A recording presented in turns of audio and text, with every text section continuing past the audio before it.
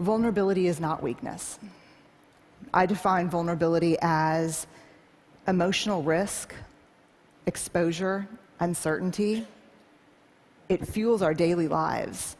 And I've come to the belief, this is my 12th year doing this research, that vulnerability is our most accurate measurement of courage. So, what you just saw, or who you just saw, is Brene Brown. She's a shame researcher, and what she does is she researches about the things related to shame that will eventually help us be innovative or to develop. She researches about the courage to be vulnerable, or the courage to be open to the people that we trust. Kasi caveat lang before I continue to this video, we should pick the people who we trust or who to trust. Kasi some people with bad intentions can use it against you, or if they really want to destroy you or they really hate you, they can use your information to destroy you, sirain ka.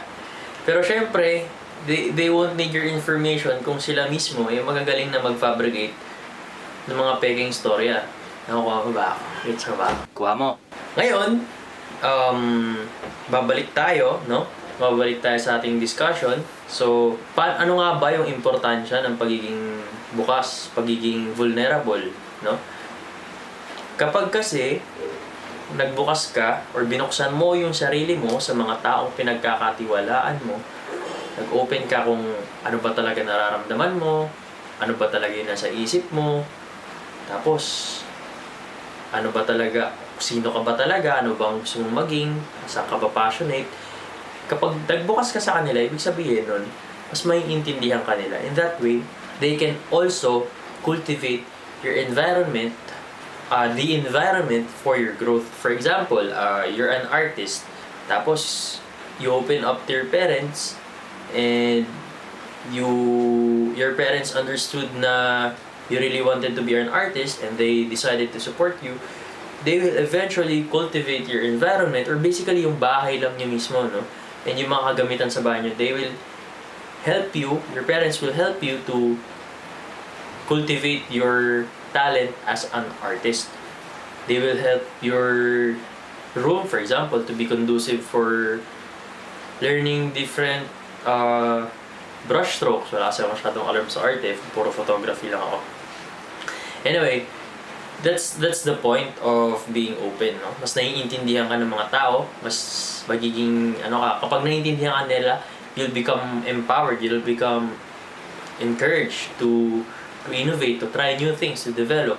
Ngayon, in my case, no, I open myself to my girlfriend, to my parents, sometimes, to my sisters, most of the times, but to my girlfriend always, kasi nga mas naiintindihan nila ako, no? Although there are certain things or certain circumstances that is outside of my control, so I just let it be, no? Kaya pinipili ko na dun lang ako sa pinaka-close ko mag-open up, kasi mas naiintindihan niya ako, and she can cultivate or she can help me improve my mindset and my environment so that it can become conducive to whatever endeavor I chose. In my case, in other people's case, art, mathematics, engineering, architecture, law, whatever. In my case, stock trading. Yeah. Well, masabi ko bang nananalo ako? Depende. Minsan talo, minsan panalo. Pero syempre may mga plano naman tayo. Anyway, going back. Let's take some example of people who were once vulnerable, and then the world accepted for who they accepted them for who they are, and then they eventually innovate. Elon Musk, no? He opens himself to the world, no? Wala siyang pakikang makriticize siya, although may mga drawdown siya sa mga na sinasabi, no, sa interview niya. And then inopen up niya yung ideas niya na he wants to colonize Mars for the next generation, no? Para in order for the next generation to look forward to something, si Bill Gates, no?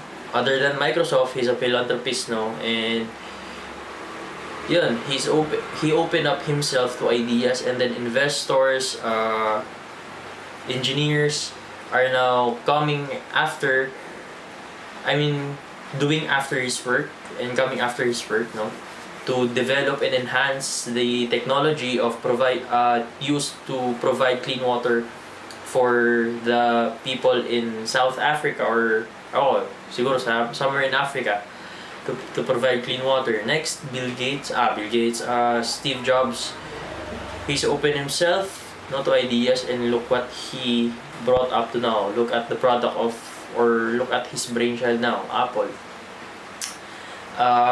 Actually, marami pang iba eh, pero yung top 3 na yun, they opened themselves to the world, no? Despite the criticism.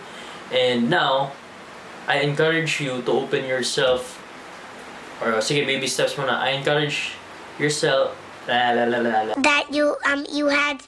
I encourage you to open yourself to a person that you really trust 100%.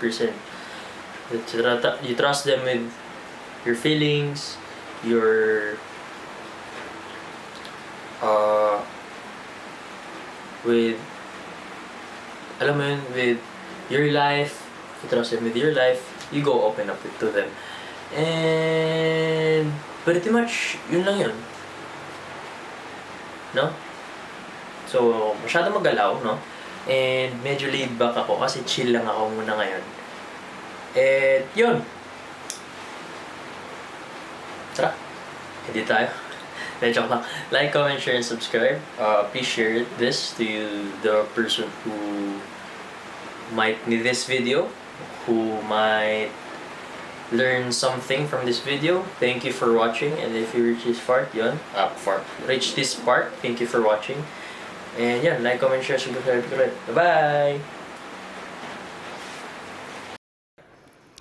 So let me go on the record and say, vulnerability is the birthplace of innovation, creativity, and change.